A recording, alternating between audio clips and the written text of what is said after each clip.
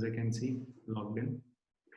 Hello all, we'll just wait for a couple of minutes before we start. We have Anil from Lollypop, Rahul from Obvious, Deepali from Think, Priyanka from Fractal, Richa from YourDost, Aashish from NetBramha.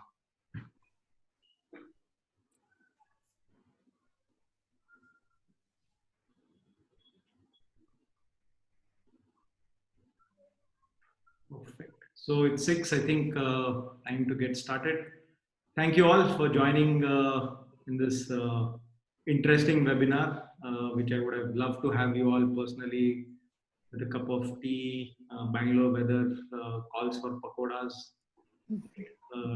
It's fabulous to have such wonderful leaders from Indian design circuit, right? I think all of you are stars and you have a huge fan following by yourselves, right?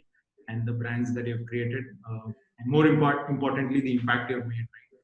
So I welcome you all. Just a quick round of intro. I would want to start with Richa.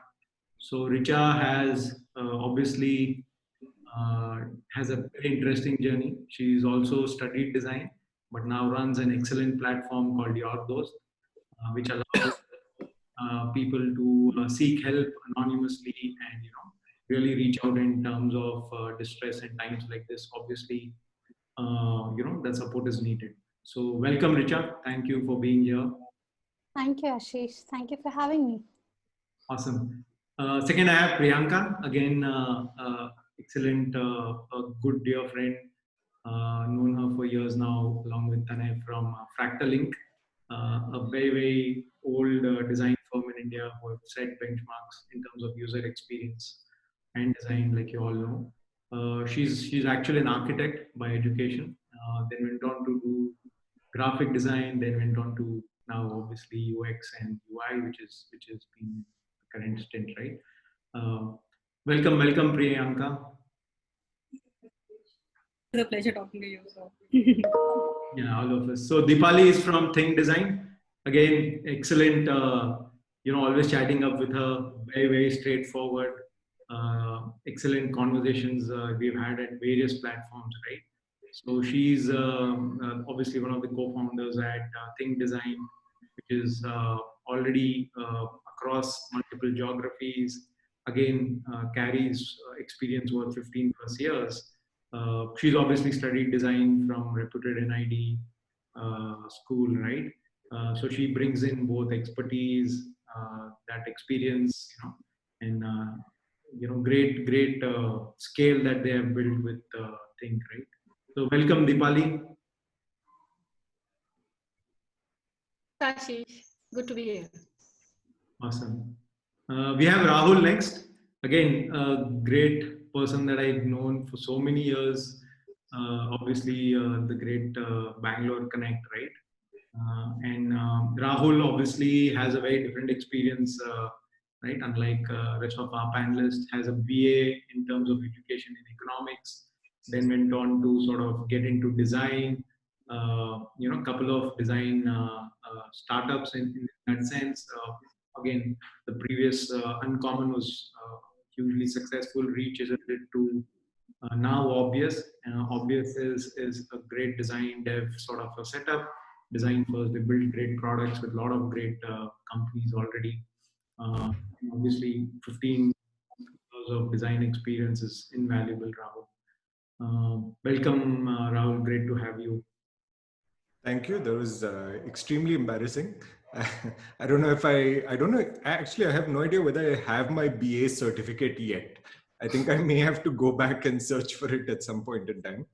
Funnily enough, I studied economics, but I now, of course, I'm a designer. And sadly, none of that economics education has proven very useful over the years.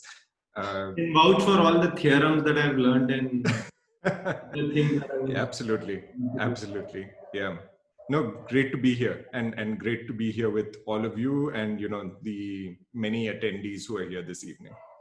Awesome. And then obviously we have Anil, our man, good, very dear friend, been inspiration, right, for all of us with such short time. He's been able to build Lollypop as a great brand from India. Obviously a great artist. I think you can see art in every form with him. Obviously done CKP, he's a CKP graduate. I obviously talk great and awesome Kannada with him when we meet, catch up over coffee. He needs no introduction as well. Welcome, Anil. Thanks for being here.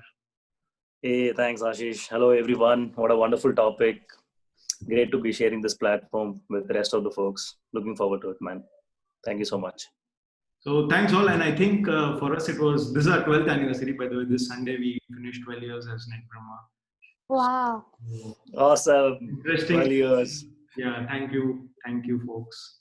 Right. So like Anil said, and all of us got together, said, this is an interesting topic that I think we should touch upon, and hence I reached out to each one of these folks, right?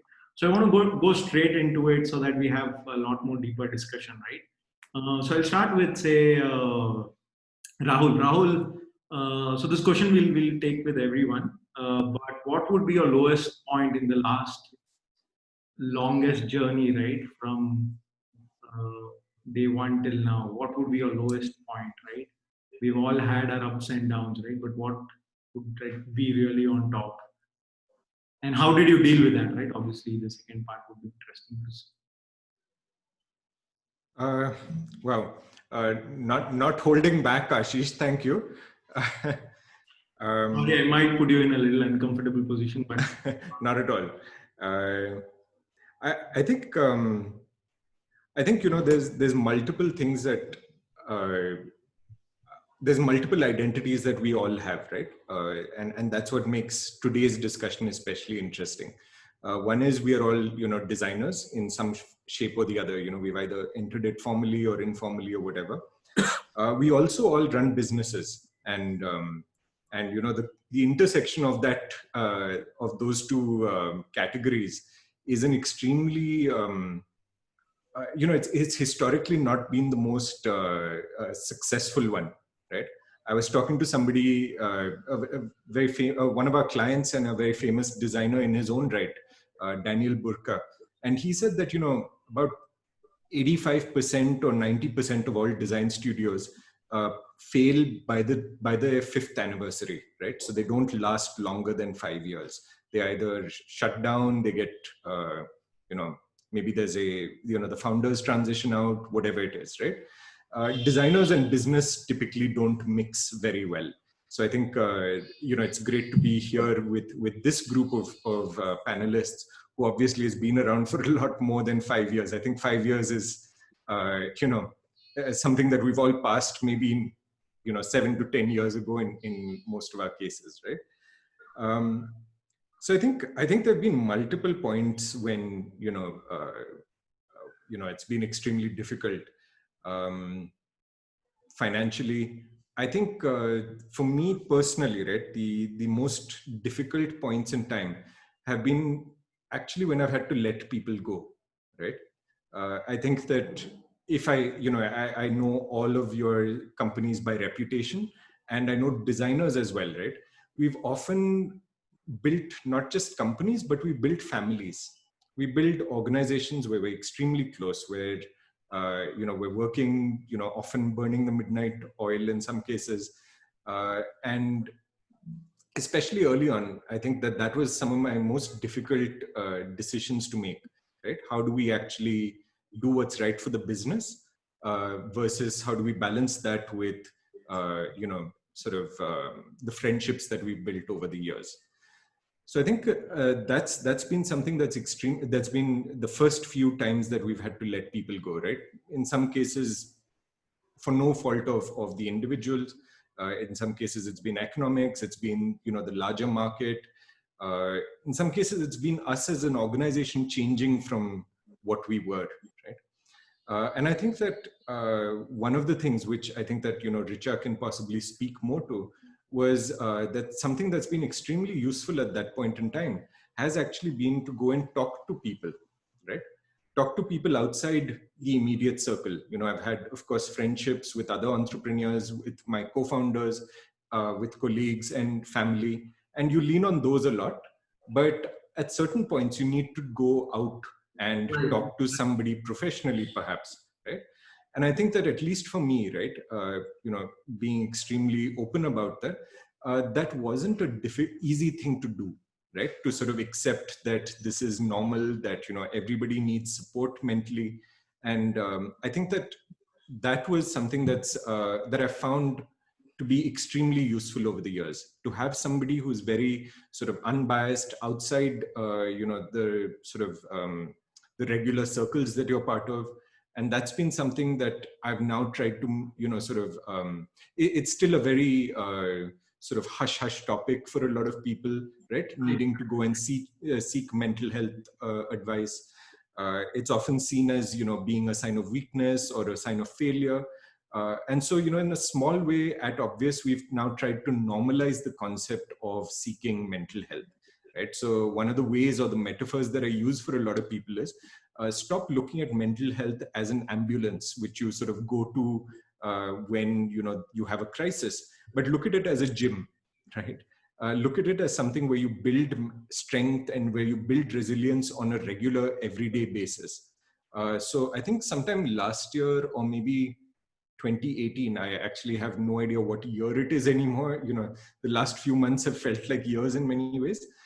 We created a small fund, right? So we said that anybody can, I think, I can't remember, it was 3 or 4 sessions. So the company would pay for 3 or 4 introductory mental health sessions for anybody with any therapist of their choice, right? It wasn't something that we, so just trying to normalize the idea of actually going and talking to a professional, because we all have times when there's, you know, things which are difficult, whether they are professional, whether they are personal, whether, you know, they're at the intersection of those two. And I think that it's really, really important to be able to just say, hey, you know, I need to go talk to somebody. I think very well put. And I think the first point that you made about design and entrepreneurship, right? All of us have this challenge. And there is a saying internally, I think all designers will agree, that we are always designer first and entrepreneur second, right? And I think that jugglery is like the most, I think that's the most one that puts the stress, right? If you just have to be designer, at least as one role, then it's much.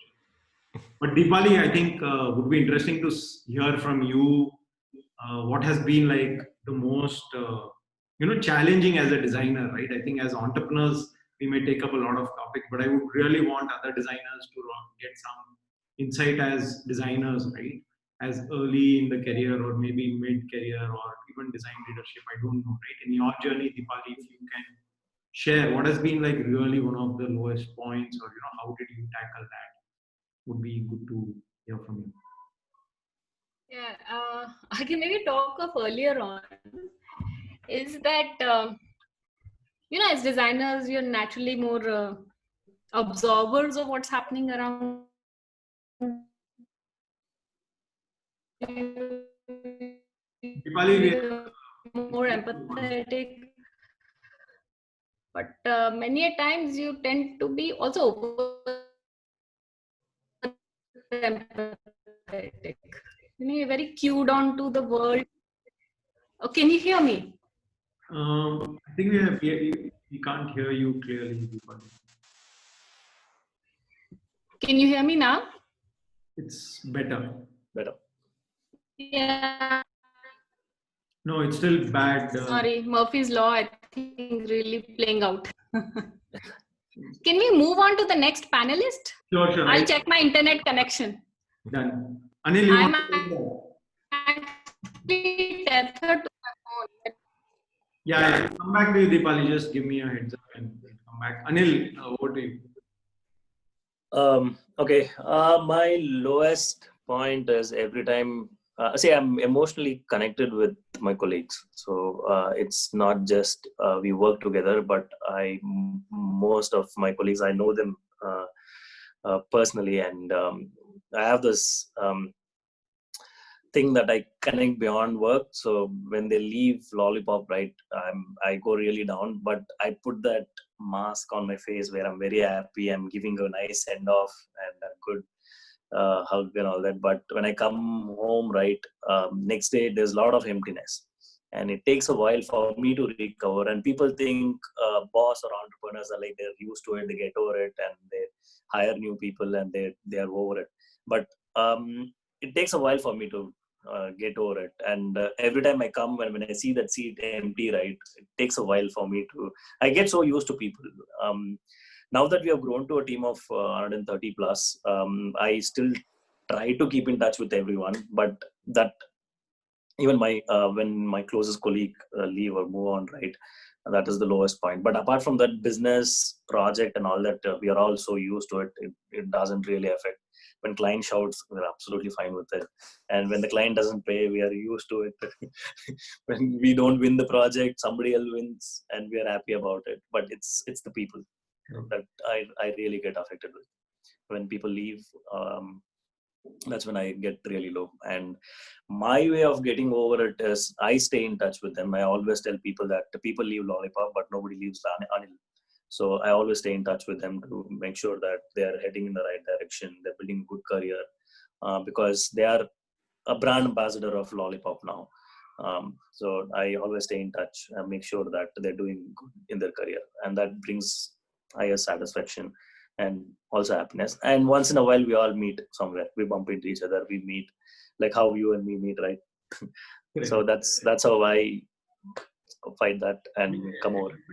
Rahul has tweeted about it, right? I think one marvelous thing about Indian design setup is about how much cooperation is there, and there is absolutely no competition, right? And how I think this community has developed. I think because all designers by fundamental are emotional, empathetic, right?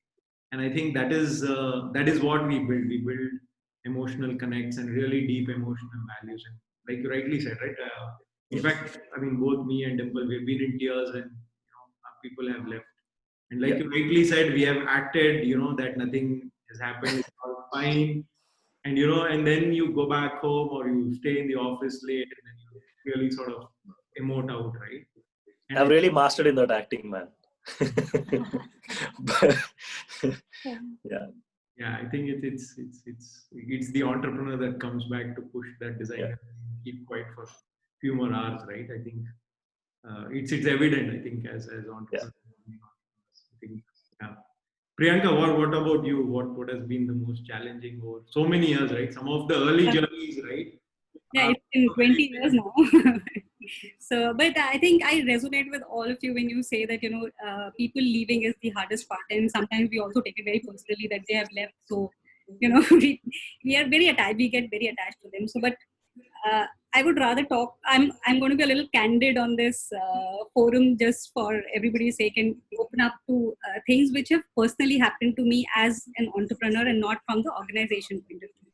So, I've Tanaya, who's my husband, and we have started this organization together, and we have worked it out together. But the problem as a woman entrepreneur when you're working with your husband is always a challenge of perception. That, it's the husband-run company, and you as a wife, must be doing some accounting thing, or you must be doing some, thing. So it's always had been, in the early years as a supporting role rather than in the perception, not as in reality. In reality, it's always been there, and nothing to do with Tanya behaving in a certain way or me behaving in a certain way. It's just the general perception and the stereotypes that happen around. So after a certain point, after working really hard, for 2-3 years continuously, we've been working, like waking up at 2 o'clock, finishing the work till 8, then going on to meetings in the full day, coming back. And a couple of years it continued like that. So a lot of hard work kind of went into that. But when you don't get the kind of reward or the recognition or the kind of true value which you deserve truly, that actually had started to affect me in some ways. And I think the way we overcame it is we overcame it together by segregating and saying that what both of us are handling and how are we doing things and being, I would not say visible, but taking on the roles more seriously and being projected for the roles which we are doing. So this, and from the organization point of view, from the company point of view, I would not say that we have had too many lows, because we were 3 of us running the company and the 3 partners, and it's always good to bounce off things. And one is low, then you yell and shout and you figure things out, and then you're back again on track. So that has been a very good component of how we have grown. So the partnership has been great in terms of Geeta, Tane and me, and the dynamics of what we hold with each other. So company-wise, I don't think we have had too many lows, touch wood.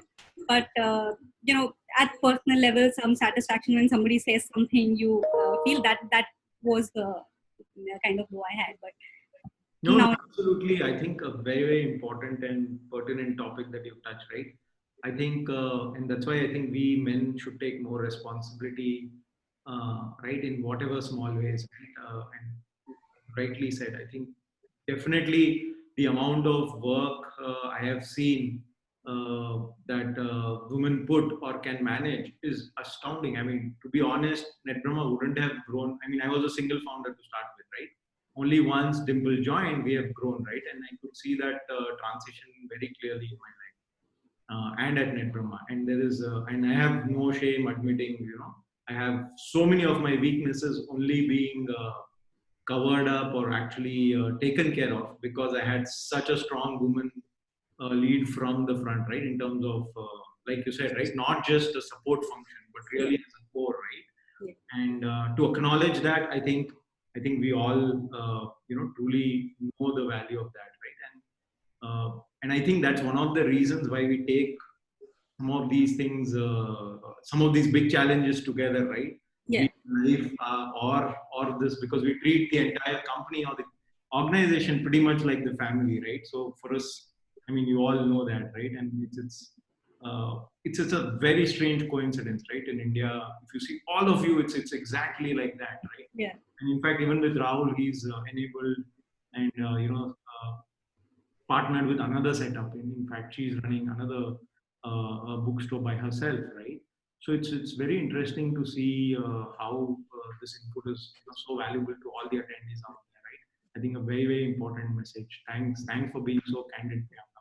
I think it was just a very, very deep thought, right? Richa, do you want to share anything from your journey, right? How has it been? Because to set up something of this sort itself is a challenge, and then at a young age to be able to mentor or create this platform for others, how was it? What are the Right. challenges that you have faced? Right. So, Aashish, if you were to say some of the lows, I resonate a lot with Rahul. I think we had to take that turn a few years back. We turned 5 this year in July. And I do resonate a lot with Priyanka as well.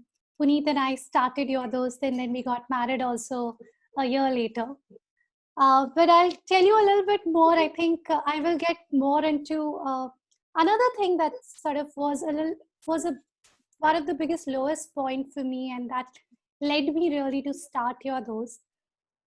So I did my design from IIT Guwahati.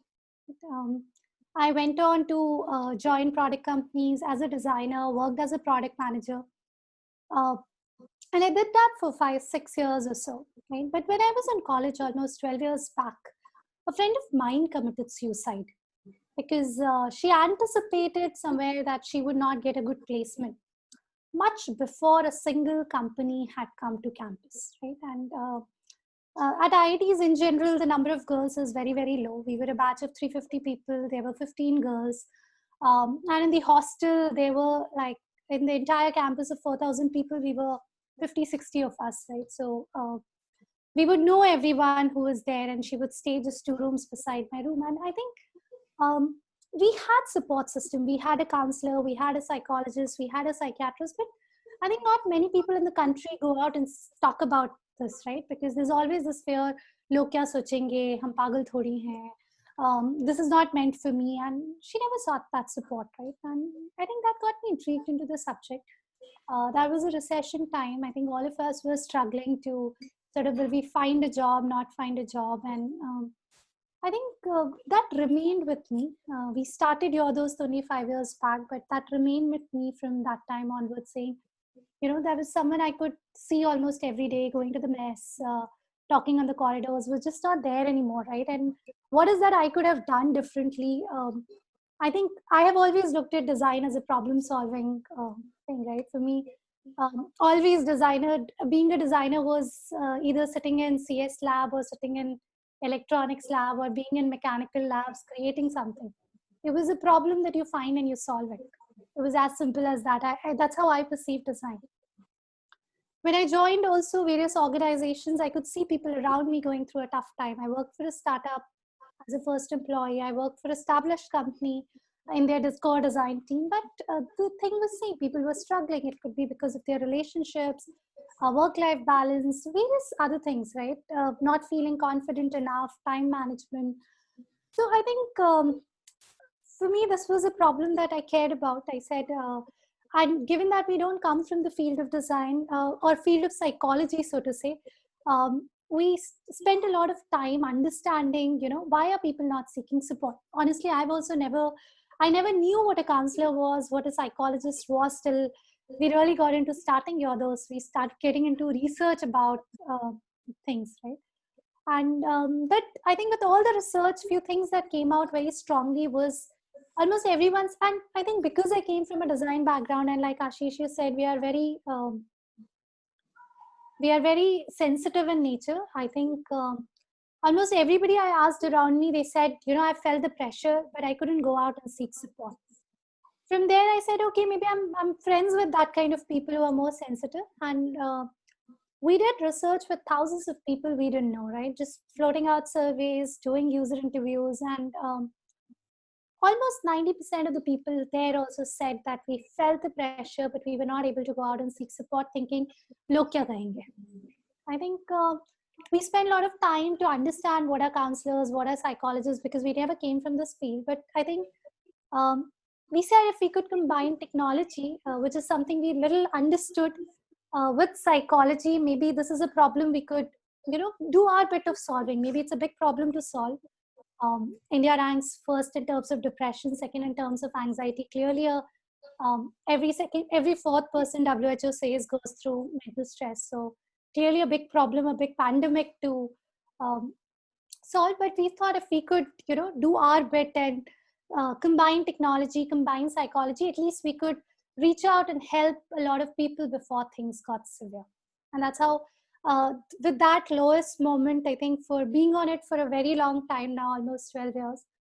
But last 5 years, that's when we started YourDost. I think still, I think that remains with me. Every time I look at YourDost, I'm like, if my friend would have something like this at that point in time, maybe she would still be around. Very, very valuable, I think, insight, right? And I think these personal journeys is what prompts us to take action, get really, active in something, right? And I think that's evident, like you rightly said. Deepali, a question for you, right? I think as designers, is the pursuit of perfection overrated? Is the what overrated? Perfection. Is perfection overrated, right? As designers, I think we all chase perfection, right? How much ever we want to deny it, or honestly, but is it overrated now that you've seen and been in the industry for so long, mentored designers, seen how design impacts everything, right? Do you think is it overrated? Do you think it's fine? What is your view on it? I think it's definitely overrated. In fact, I'd like to question what is perfection. It's always WIP, always. Somewhere where you'll find a sweet spot of what you're seeking, right? That, okay, this is enough.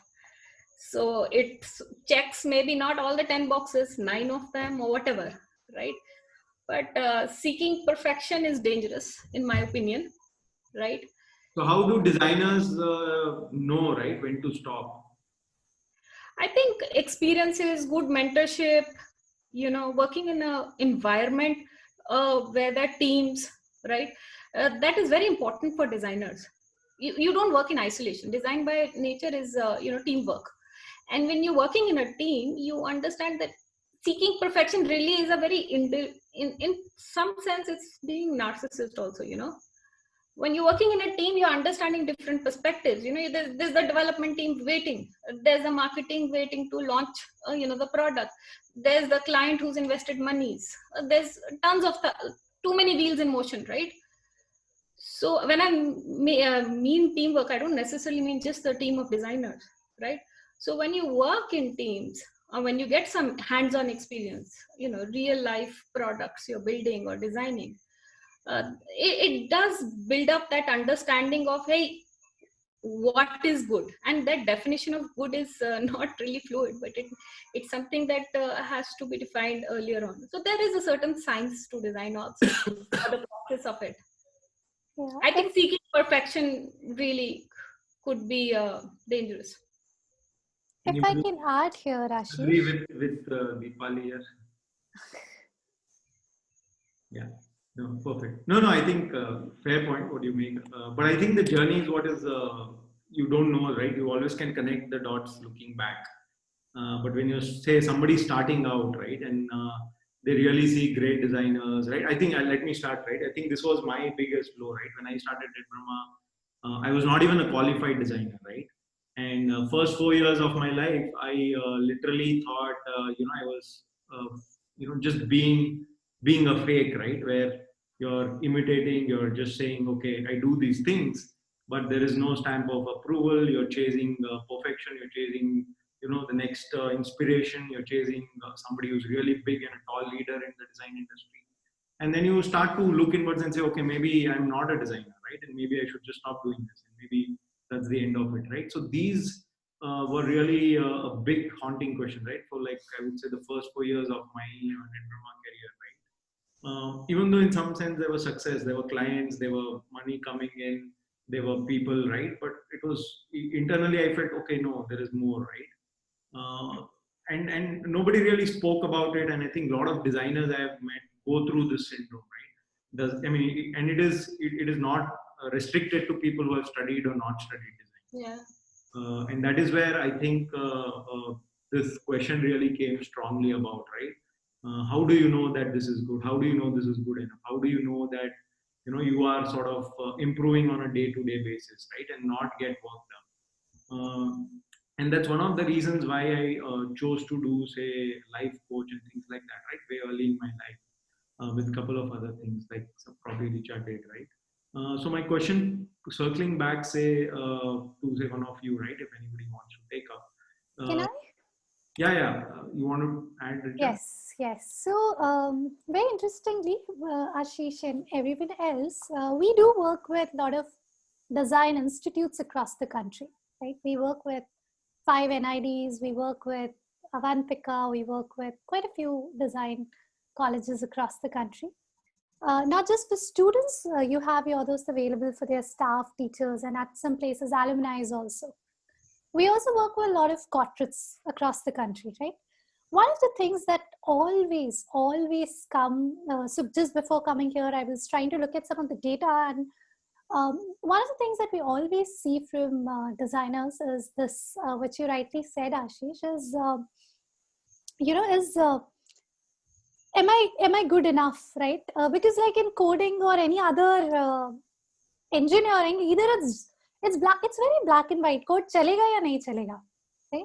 Here, honestly, that am I doing what I'm doing is enough? Being over self-critical, ki ye shayad. In fact, to be honest, we would have never started YourDost in 2015 if it wasn't for someone else. I was like, nahi, bahut hi ganda hamara website dikh raha hai. This is not good enough to launch, right? We will not. And here we had the say, because there was no client outside. We'll wait. We'll spend 6 more months and build it. And I met this gentleman. In fact, Urban Ladder's founder Aashish, and he was like, क्या हो जाएगा थोड़ा खराब दिखेगा तो. मैं कहा लोगों को कितना खराब लगेगा, हमारी ब्रांड ही नहीं बिल्ड होगी. He's like 1.3 billion, अभी तो तुमने लॉन्च भी नहीं किया है, right?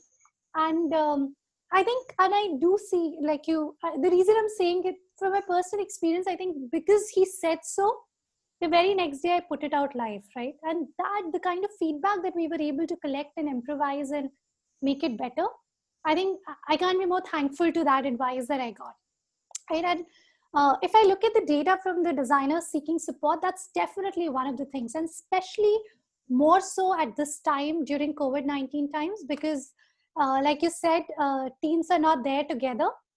People are working from home, and even for them to be able to show it to someone else, ki itna ho gaya hai, dekho, give me feedback. There's a lot of stress being caused because of that. A lot of people, a lot of designers have been forced to move digital, right? So the way my Instagram profile should be, the way my Facebook profile should be, because I'm a designer, it needs to reflect something. putting a lot of pressure on people, which is No, no, no. uncalled for. Very, very valid point, right? I think that was a great learning lesson, right? I think a lot of times we don't think about what will be the worst thing that will happen, right? And I think when we have that answer, we're like, why are we not doing it, right? Correct. And I think this is, again, I'm bringing up another big topic, which is social media, right? I think we are today plagued in some sense, right? I would say tribalization of design has happened, and then instant gratification of people getting likes and being stars on various platforms, right?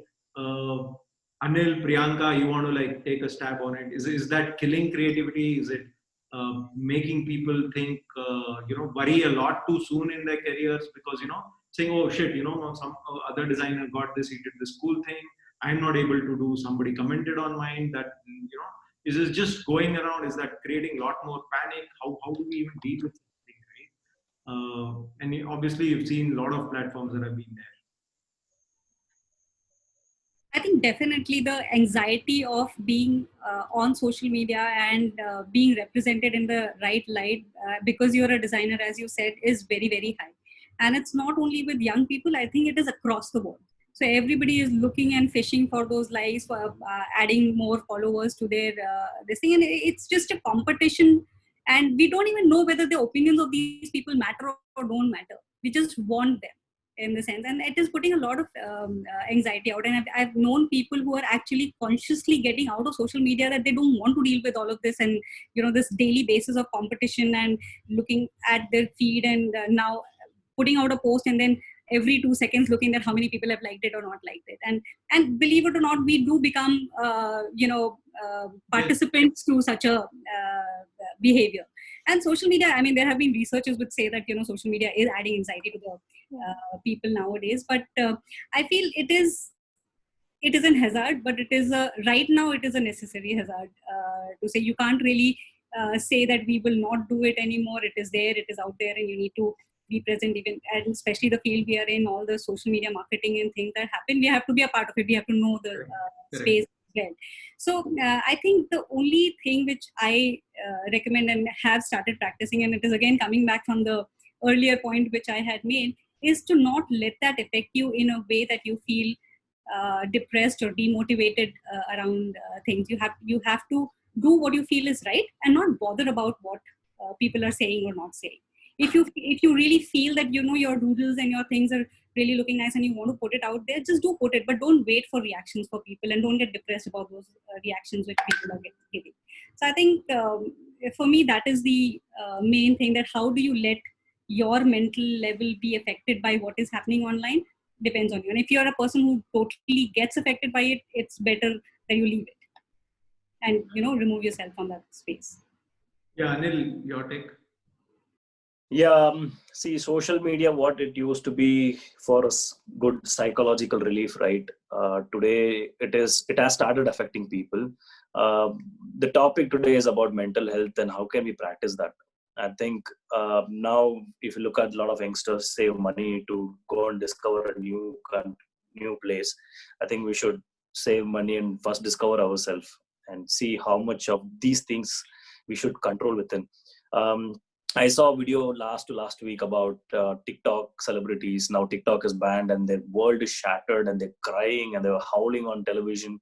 And I was so shocked to see such videos, because it's just they suddenly built this platform, and even celebrities had this kind of a platform in the past. But now even common people had started having this kind of a platform, followers and all that. Now when TikTok was removed, I was very shocked to see people behave like that. It has impacted people, but I think at some point everyone will learn how to stay away from it, or how much to get inside it. Like when I was in college, I was introduced to wine store. So it was up to me how much I should go and drink there. I had the money to go and drink every day, but after a point I realized that this is not going to help me. It's only going to do harm to me. So I figured out when to stop and then continue with life. I think everyone should know how to control these things. You should be on social media. I'm not saying that get out of social media, but you should be there and use it. It is a good psychological relief. I love when I download TikTok, because one of our clients wanted me to download. It was so much fun. The 10-15 minutes of so much of laughter and stuff. And after that, I just knocked out of it. Yeah. So that control, that balance is important. Context of design, right? Sorry? In the context of design also, right? Just pushing you a little more. Like for example, Dribble, right? You really see great flat outcomes of design, but you don't know the process. You don't know if multiple people have given feedback. Is there any thought process, right? So it's great for artists, but from a designer point of view, it may not really serve the purpose. Who are actually doing some other part of the craft, right? And they start to feel left out. They start to feel, okay, where do we sort of, or they stop doing what they're doing. Like for example, a user researcher, right? Now, how does he or she even showcase her work, right? And it becomes very, very demanding for them to have, say, graphical chops so that they can, be seen there, be out there, right? Would be, Rahul and Anil, both of you, I think you can take this. See, let's talk about the user research. There is no harm in learning visual design skills, right? Because it's not a rocket science today. It's basic. Today, my son who's 11 years old, he does his own PPT presentation and stuff. And all he has to learn is some alignment and combination of the fonts and colors, as simple as that. So I see when people apply for user research jobs, right, they send like massive documents, which is not visualized. How long does it take to visualize? It's a very simple trick, right? There's simple design practices you need to put in place. So that effort that everyone has to make. And I feel that this is my experience. I practice art, I practice design, and whenever I get time, I'm also practicing on 3D and other stuff. So with all the stuff, knowledge that I have, right, I feel that I have only utilized 10% of my brain. I still have so much left to learn. Okay, I want to learn Japanese cooking, and there's so many things left. I think we should not underestimate our learning skills. If it is user research, what harm does it do to you? I think the intent is not to not learn or not encourage learning, right? I'm just asking from a point of view that when you're forced because of peer pressure or because only a certain kind of platforms are available, right? Either probably because of time or probably because of the type of format, right? And maybe Rahul, you can also chip in here, right? Because then that forces people to start thinking whether they should really get those skills because to be out there versus for me to actually improve the work that I do, right? And that sort of becomes a vicious cycle, right? So from that, something I've seen, and I think my experience is maybe a little bit different, or rather the experience that I've had is a little different. I've seen a huge transition from people just sending in, say, a link to some of their visual work to a lot of people across, right? Whether research, whether UX, UI. Sometimes I forget what these different terms actually mean, to be honest. But I see people across the design spectrum, right? Right from, say, generative research to sort of evaluative research to design in the middle to technology. I see the self-branding and the sort of packaging of their own work has gone far beyond the CV today. I see people sending me just links to their websites where there are detailed case studies, in many cases better case studies than we have on our own website. Something that I joke about a lot is that if I applied to Obvious at this point in time, or perhaps any of your companies as well, it's very unlikely that I would get in, given the kind of talent that we are seeing out there and the way that they've understood how to package pieces of work, right? I think the other nice thing that's happened is with websites becoming really, really easy to create, it doesn't matter whether you're a fantastic visual designer, or it doesn't matter whether you're a back-end developer. With Squarespace, the sort of the playing field has leveled. And people are putting their stuff out there, right? So actually, I think that's been really interesting to sort of see that shift happening there. So of course, there are people who do a lot of stuff on Dribble, but for us, the Dribble parts have now become less. It's not just a single source. You look at that, you look at if somebody has those profiles out there, but a lot of the times you're also looking at the case studies they're sending in, and very well presented, very well packaged in many, many cases. Awesome. So Priyanka, question for you. What is the biggest change or challenge that you see for designers now that we are in COVID times, right? I think the stress levels were not any less before COVID times for designers. And now with this addition of a new variable to our lives, it is only multiplied. I think it's a lot more challenging for designers than any other profession, is my belief, because I think designers by nature have been taught to work with ambiguity.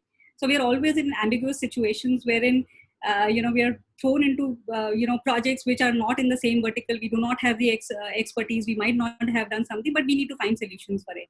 And what happened when pre-COVID was that there were so many designers in one space that you could just pull in 2-3 people, have a discussion, see what insights and things which you can gain from others, and then build your own case. But that interaction post COVID has been limited to your particular project, or because the pressures have not gone down. And just to pick up the phone and talk to people, there is, pulling in people from a room and saying, just come for 10 minutes and let's discuss this, rather than picking up a phone and calling 10 other people and saying, now let's discuss this, it's a bit challenging to do.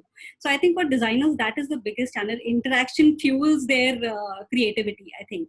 And with that interaction going down, there is a problem. And the best thing which we as design leaders can do is facilitate this interaction and create as many channels as possible for them to meet, not only professionally, but as as friends, as colleagues, and just discuss things. So we have a Fractal canteen which goes on, which people every 10 minutes, 15 minutes in the afternoon, people who are free can come and join in and have discussions, just they would do in a physical space. Things like having compulsory sessions on Friday, which might not be related to work, but again, just playing Tambola, for example. Just ticking on that, right? I think continuing, and I've seen this, and even internally at NetBramha, we have a set of people who are extroverts and a set of people who are going to be introverts, right? And just sometimes these structures, right, may or may not necessarily always work, right? So anybody, open to all of you. How do you enable there is a lot of inclusivity for people who are not by default, say, extroverts, or people who just go and talk to people, right? Because a lot of times, and this is my learning over the last few years, right? Because the initial few years, I thought this is how most people would be, and just the last few years for me has been a lot more unlearning of, okay, the people who don't want to talk are introverts. They have a different way of communication. We need to sort of cater to them differently, or have spaces or mechanisms in a different setup, right? And if any one of you have put these in place, or is there a hack or a tip that you can give? Aashish, one point I would like to add, that in the recent past, we felt that the team is not so well connected as it used to be. So what we have started doing is, the people we know have not been interacting. We call them randomly and give them trust, saying that you've forgotten us, you don't care about us, and things like that. And now they have started calling us back, and then we're kind of creating groups for them to be able to interact more. So I think it's a proactive work which we need to do from our end to be able to keep people involved and feel that they're cared for. Right, got that. What would be, Anil, your biggest stress buster during COVID times, right? How would you manage stress, anxiety, all everything, right? Given. So there was a time when I went through a toughest patch in my life. In 2005, I got into depression, severe depression, and I was admitted in the hospital, and I was clueless about what was going on with me. I was the man of the house. I was looking after my mother and my sister, and I lost my dad when he was 4 years old. So man of the house is not supposed to talk about mental illness. So when I was in New Zealand, I didn't know whom to speak to. Then my girlfriend, my wife, I was speaking to her. She was the only person that I opened up to. And I was like literally crying. People think depression comes only on Wednesday, Friday, or Saturday or something like that. So I used to see counselors, but it didn't work. Then I took medical help. and then even that didn't work. It was all full antidepressant tablets, injections, and all that, which really screwed up my health. Then after that, I realized that then that was the lowest time in my life. I lost job, no money, and I stayed back in India, and then I realized that the only person who can help what I'm going through is myself. So I took up a spiritual path. I started looking after myself. I put some discipline in place. I started working out and started reading a lot of books about mental health. So people say that I'm here for you. You can talk to me and all that. See, after the Sushant Singh case, right? A lot of people on Instagram became counselors, and they said, "I'm here. You can talk to me and all that." Honestly, right? You talk to them for 2 days, third day they'll block you. So that is the reality. So when you go through such things, right, you got to help yourself. First, you need to figure out what you're going through, and then you need to seek help. And everybody comes out of it in a different manner. Some through medication, some through meditation, some take a spiritual path, and some people take a while to come out of it. So that entire episode has really put me in place. One is discipline. Second one is the physical fitness. And the third one is the mental health. My discipline has really helped me. I sleep on time. By 9:30, I'm off to bed. And morning 4:30, 5 o'clock, I wake up, I start working out. And that really helps me to stay calm. And whenever I go through some surprises during the day, be it business or anything, right, I don't overreact to it. Or even if there is a fear, people ask me, right, oh, you are an entrepreneur, you built a company, you are fearless. I'm not fearless. I fear, but I make sure that I don't feed the fear. Fear is very important. Fear is something that it will make you cautious about things. I'm not like, I just go out and do things that I want to do. I'm very cautious about things. But again, how much to feed fear? How much to feed all these emotions? I've kind of got a control over it. So fear is such a beautiful emotion. I think everyone requires that piece of a fear. And somewhere we have blacklisted some of the emotions, and we are so scared of such emotions. So like anxiety is also good emotion. Fear is also a beautiful emotion. And the people talk about success, failure, and all that. I feel that is all a destination. To get here, I've seen success, I've seen failure. And the beauty of it is every time you see failure, right, it's such a beautiful destination that you have reached. You have multiple choice to take. With the success, you have figured out something, you have to go on the same path. And with the failure, you have hit a road where you have so much of options. You can choose that, you can choose this, you can go back to work, or you can try something else. I think every time I hit that point, right, I have so much of options, and that's how I visualize things. Every time I have fear, every time I go through failure, I think I'm going through something really beautiful, and then slowly come out of it. That episode in 2005 has taught me a lot of stuff, and I have disciplined myself. And whether, even if it's raining or even if the weather is bad, I still go out, put my shoes on, go for a good run, and come back and start my day. No, I've seen that. I think the discipline part I can vouch for. Right? Every time we've gone to eat biryani or done something, make sure he eats in limited quantity. He'll make sure he's off at a certain time, right? And it's evident in the maturity that you just explained, right? The curve that I think everybody has undergone in some sense or the other, right? Thanks for that share. I think another important question I think is, how do you find inspiration, right? It's a very tricky question. It's a very wide question, right?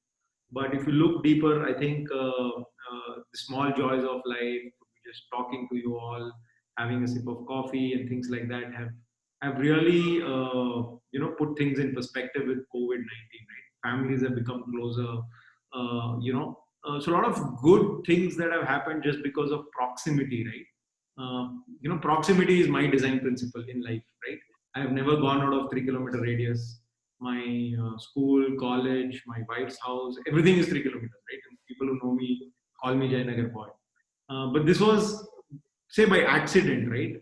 And then eventually became like a guiding principle. So are there interesting insights from your personal lives, right, that has really altered the way you would have looked at problems? And I'll start with mine, right? And I'll give you one biggest problem that I faced was to get married. And you'll all, really be surprised. So as an entrepreneur, I never found time to sort of go and, find a partner. And then when the time came, you're typically doing your regular send your biodata, your relatives will, send you things and stuff like that. But very interestingly, what happened was I got really, really annoyed because the way matrimony happens in India, some guests will come home. My mom went through like a big, pain because she has to really prepare so many dishes, answer some of these awkward questions, right? And that really put me off from this journey because the destination was important, but the process was really, really demotivating. And what I did then was I created a PDF for myself, right, which ticked boxes of both the parents and the girl, right, saying this is who I am, I respect my parents, but also an adventurous guy. That means the girls will want to meet me, and the process will go forward, right? And we could do this at a common point, not at houses, right? More go to coffee day or a common place, meet the parents, meet the girls. And I did this for 2 years with 27 people. They're all good friends, and then I married Dimple. And post that, I've actually enabled 15 plus marriages like this. You won't believe. And this is all by designing a PDF to get married, right? It has just blown my mind away that you can actually use design in ways to solve problems that are ridiculous, very, very centric to our own lives, right? And if we would tell this, and I mean, I got bashed and royally. First time my dad said, "What is this? Are you like a Shah Rukh Khan or something? Like, why would you do this? Right? Let me just find you a match, right?" But it started giving results, and all my relatives, a lot of people at NetBramha, we've gotten engaged or married in this manner, right? And this was a very interesting design hack to a problem that I see a lot of people, struggle with, right? So I just wanted to share one such story. But I'm sure Rahul, Deepali, any other insights from your own lives, right, on how you have used design. Because I know Rahul has definitely hacked around in various places, right? I know he's not on Instagram. He's like made sure some of the things that work for him in his life are all set, right? Because a lot of these things affect directly on your anxiety, stress levels, the energies that you emit to your people in your organization, the way you work with your customers, right? So Rahul, and then maybe Richa, Deepali also can give some insights. Sure. So I think that, we are definitely, I think, one of the questions you asked earlier as well, I'm just going to try and link them about what has changed, right, over the last 3 months or 4 months. I don't know. Time has become sort of meaningless for me over the last quarter or so. I think that there's two big sort of structural shifts that I see, right? The first is that this is the first time since 2008, right? Barring a slight dip, let's say in 16, 17, that the design and product industries are now actually in a slightly weakened financial position, right? So for a lot of people, this is the first time in 12 years. And, for many people, that's, they just started their careers after that. So they've never, for a lot of people, they've never seen what a recession looks like, what a depression looks like. I'm talking about economic, not psychological. And, if we go back to sort of, your Maslow's hierarchy, right? There have been two major hits right there, right? The first is we're now all worried about our, physiological safety, right? We can't leave our houses without potentially being infected by this thing. Bangalore seemed to be doing a lot better 2 months ago. Today it's, really not in a great place. The second thing is that for the first time in the tech industry, layoffs have started affecting the product and design, spheres, right? So now it's not just physiological safety that you're worried about, but it's also financial security, right? Now, when those two sort of core blocks are affected, of course, you're going to have repercussions in the upper layers, right? You talked about how do you stay inspired at this point in time, right? There's this beautiful, I can't remember where I read this or who said it, but, they said it's, it's actually extremely normal to be, completely mentally unwell, because the world we are in right now is, completely irrational and unwell. I'm sort of, butchering that phrase. It's much better elsewhere. Somebody else might know it. But, the world around does not make sense right now. So yes, it is difficult to, do simple things like get out of bed in the morning for a lot of people. So I think that, it's really important to look at stabilizing those layers for all of the people around yourself, starting with your inner circles of family, friends, etc. But then, since all of us are also responsible for larger groups of people, how do we then strengthen that for them as well? How do we make sure that people are not worried about their sort of physiological safety, right? I know that all of us are probably being extremely responsible in the way that we are conducting our business, even though it may be affecting us, right? You, Aashish, were talking about the challenges of remote working. But there are organizations, that I've heard about who are still calling their employees into their offices, where, they then are, exposed and more likely to, get ill. And similarly, right, how do we then make sure that people are not exposed to financial worries either, right? And I think that it's not enough to just sort of say, hey, everything is fine. I think what works in this situation is being honest about, hey, this is the situation, this is what we're doing to make sure that, either we are not affected or we'll get out of this together, right? And I think that togetherness is really important.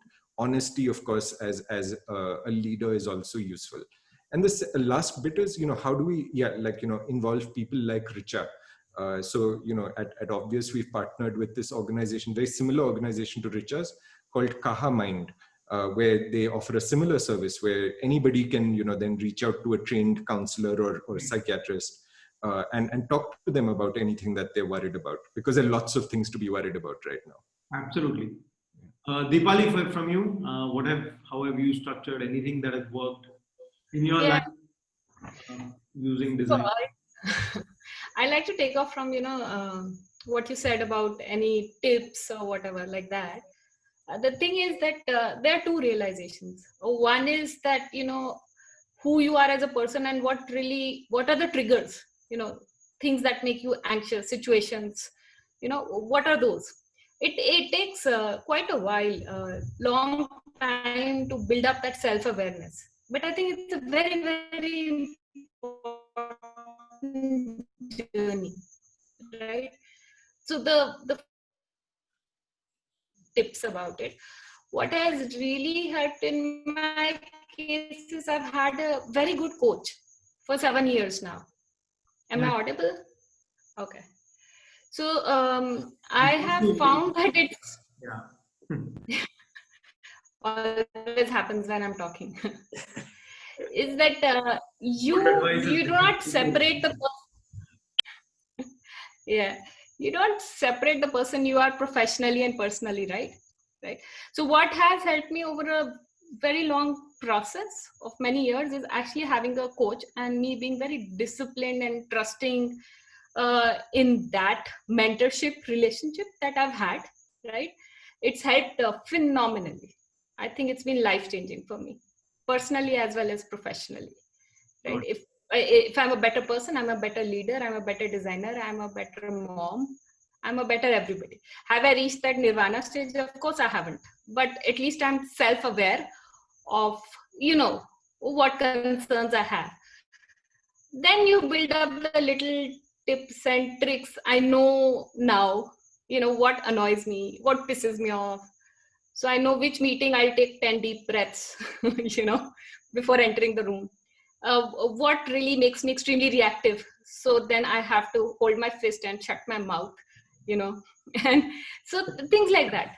It takes time, and then you build up your list of this thing, and there's always some new learning. Got it. But I think reaching out is very important. Got it. I think just to summarize, if people have not heard her clearly, I think one biggest input from Deepali was having a coach and a mentor, right? And not only from a design point of view, but also in life, because generally you're the same person in whatever role you're performing, right? And I think with each one of them personally that I know, that is how it is reflected, great people to hang out with, have coffee, beer, or actually collaborate on a project, right? So that's how, I think the leaders have shown the way. Couple of questions I want to post back. I think few people have reached out. We'll just extend this for 10 more minutes. I think very obvious, but I think let's answer them. Shrutika has written how not to get scared about competition in times of recession, right? And I think Rahul tweeted this and we spoke about this earlier. Maybe Priyanka, you want to take this question on advice on how to not worry about competition, recession, on whatever stage of career you are in as a designer. Yeah, I think it's a very valid question because that is everybody gets scared of. In the earlier times, even we were scared of losing a project, getting not getting enough revenue and things like that. And as an individual, as a designer, also you're scared whether somebody else will take the part of the share or the job which I'm looking at and things like that. It's very natural to have those thoughts, but I think. If you have a great craft and if you're very proud of your craft and you're very sure deep in your heart that you're very true to it, then I don't think you have anything to worry about. So just be true to your craft, be honest about how you are doing it, and things will fall in place. And I don't think worrying will make any difference. It will only throw you off your game. So, I mean, a little piece of advice is just don't worry about competition. There's a large share of things out there. Somebody will get that, somebody will get that. And that's the reason why all of us, we are competitors and rivals in some way, but we are great friends as well at the end of the day. So you win some, as Anil said, you win some, you lose some, but at the end of the day, it's you should be proud of your work and be honest to your work. Yeah, I think very rightly said, right? I think like Priyanka said, we're all in it together, irrespective of whether the pandemic or the industry or the project, right? I think if that mindset is sort of taken, I think you will move a step further, right? One next question is for Richa, right? Richa, what would you advise, right? Like as a talk from your insight from data that you've spoken to so many designers, right? One quick way of enabling you to be better as a person, right? What is that one input that you could give that somebody could take and start applying today based on the work that you've done over so many years, right? And especially in India, because the social cultural dynamic is quite different from the rest of the world, right? And we have peer pressure, we have family pressure, we have cultural implications, and just the number of variables is massive, right? So input on that, Richa. Right.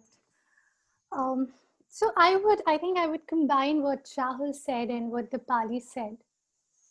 These are tough times. These are unprecedented times. We have not seen something like this before. So we really don't know what is the rule book, what is the SOP to do. But definitely this is a time where there is a storm coming. I think all we need to do is stay strong, let the storm pass, right? That's primarily all that we should be focusing on right now, right? And see, I'll give you an analogy, Aashish, right? And I think I'll then answer your question where I'm trying to take it to. Imagine yourself as a pressure cooker, right? Where all that pressure cooker, it's on a flame, and you have a regulator, right? You can up the flame, down the flame, etc. Now you are that pressure cooker. Your environment is your flame, right? And you don't really have a regulator in life. It's on a high, and it's just on a high because you can't control a lot of things, right? There are certain things which are outside your circle of control. Now, if there is going to be a lot of pressure, if you're going to keep worrying about various things, right? It could be your relationship, it could be your work-life balance, it could be about competition, etc. With that pressure, it can either burst, I think, because you don't really have control over what's the flame like, or there are way to release pressure. That is, you have a whistle through which the flame can, or rather, it can come out. The steam can come out. And for me, I think that is the biggest thing, right? For me, that is talking to people, right? Like connect, share, taking back to what Priyanka was saying, how they're enabling more people to talk, how Rahul was saying they're enabling. I know there are introverts will not participate in some things. Can there be a platform like ours? Can there be some other ways where you can get people to talk about it, right? To you, to others, to anybody. Right? It could be your friends, family. But when things are above a certain level, definitely talking to a professional as well. Got it. And the other way probably is to, one is you could let your pressure go out through steam, or you could increase your capacity of the pressure cooker, right? Which was a 5-liter pressure cooker. Can it become a 8-liter pressure cooker and handle more pressure? And some of these things which Anil did mention, be it what works for you, right? It could be yoga, meditation, it could be gratitude, right? The fact that you are able to watch, you have, you have food to eat, you have your jobs, you're not infected. I think a lot of those things are that you could be truly grateful for, right? And I think the more we are grateful to others or even to our own self, it increases, it releases our endorphins, which are our happy hormones, and increases our capacity to handle more things, right? So yeah, so I think a very valid point, and I think a lot of hacks that we don't share a lot of time. Like my personal hack for before an important meeting or a really important day would be to watch a very inspiring movie, right? So you know that you can go kill the world or do whatever you want, feel undefeatable, right? And the way you told about increasing the pressure cooker, that really resonates with all of us because we've got our spouses both at home and at work, and where we're making sure the pressure cooker is wider, right? So, question to Anil from one of the attendees is now that our work life has become a lot more intertwined, right? And there is no borders or there are no walls or no physical difference, right? The 8 hours have become 12 hours, and you don't know when work, when is, the kid coming in, when the TV is getting on, when the laundry is being done. How do you manage the work itself? How do you manage deliverables? How do you manage the client? How do you manage the revenue, right? Which are all interlinked very tightly. And then if one goes down, all the four will sort of fall, right? It's a pack of cards. Is there, because I mean, it's a fairly large teams that you guys have. So how are you managing with such a large sort of setup, right? The work has not really dramatically gone down. Neither have people moved or paused, right? Question to you, Anil. I think I won't call this as tough times. I think this is more challenging times for us. There is a lot of learning in this, and we have not figured out an answer yet. We are trying to solve all the problem one at a time. So, like I mentioned, the first 2 weeks, right? Like every entrepreneur, even I panicked a lot. I didn't know what was going to happen to Lollypop or the people inside or even our projects. So thanks to all the practice and discipline that I am into, I gave it some time to calm down, and then we have department heads and leaders, so we all caught up and we took responsibility for each and every challenges that we had inside, and we anticipated like the next, if for the next 3 months, if this is not going to be solved, this is what is going to happen. So we predicted all the stuff and we put all those lists in place. And the beauty of Lollypop is people came forward to participate. So everyone, a lot of people, even people who were new to the company, when they started pinging us saying that, is there anything that I can contribute? So this solved the business problem first. For example, delay in payments. Normally it is always the sales people who follow up the payment. This time even designers came forward to ping the client in a very nice way, like, boss, we finished the project. I'm sure you're happy with it.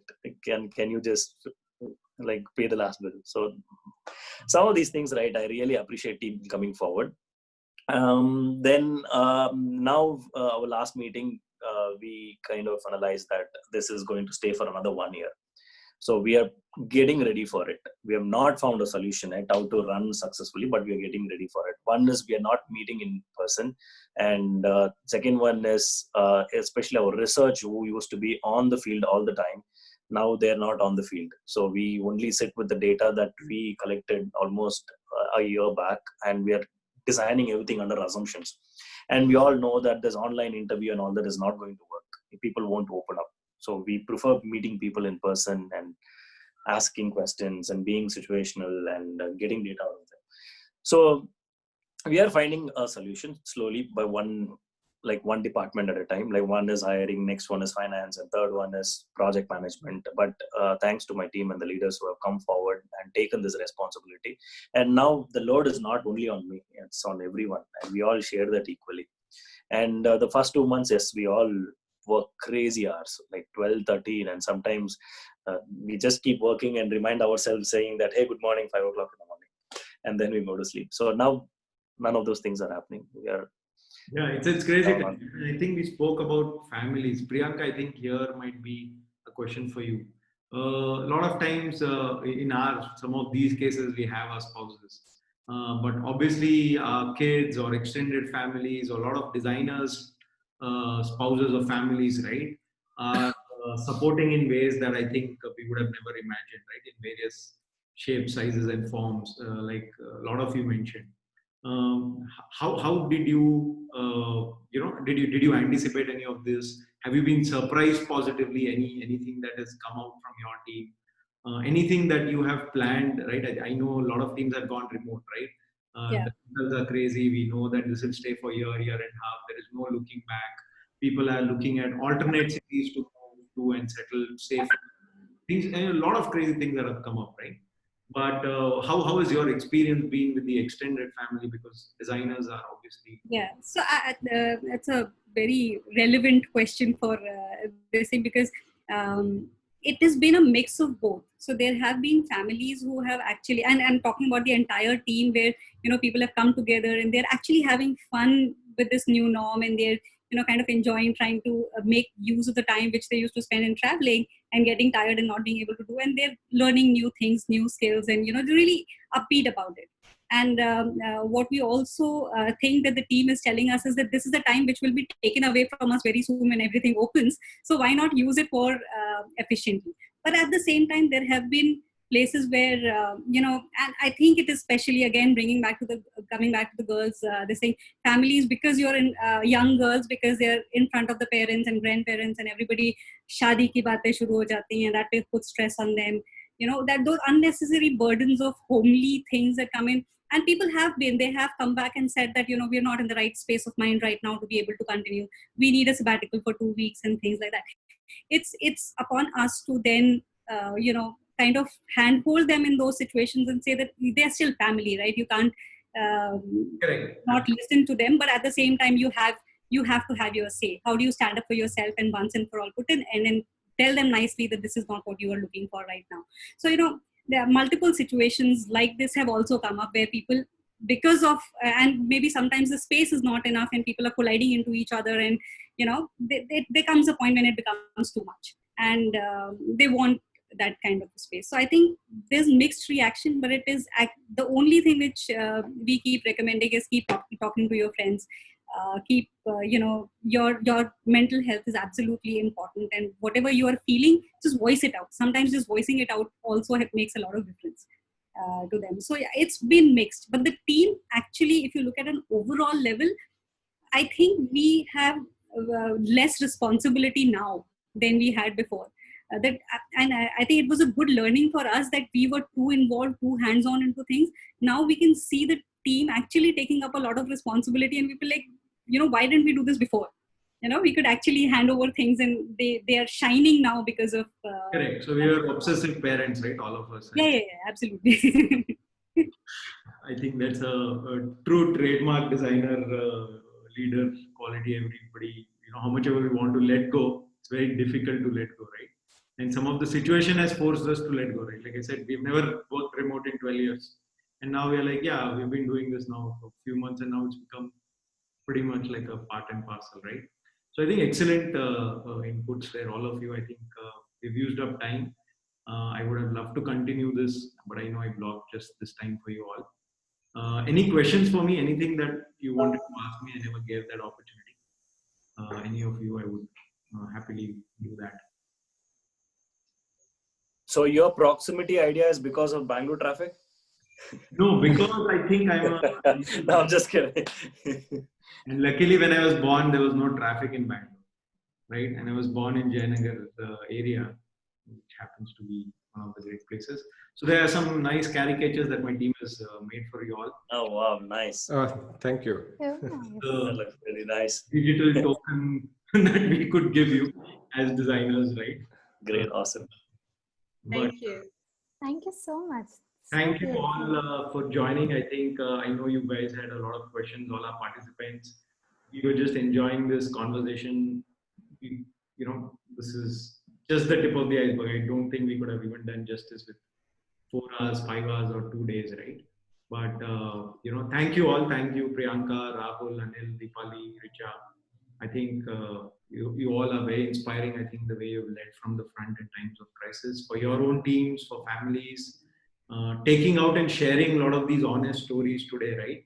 Will, I'm sure, inspire, move somebody who's going to watch this, who's listening in, right? And obviously, we'll catch up again. Thank you all. Stay safe, and hopefully, we'll have a great year ahead. Thanks, Aashish. Thanks, Aashish, for putting it Thank you so together. much. Thanks everyone. Bye. Thank you, everyone. Bye bye. See you. Take care.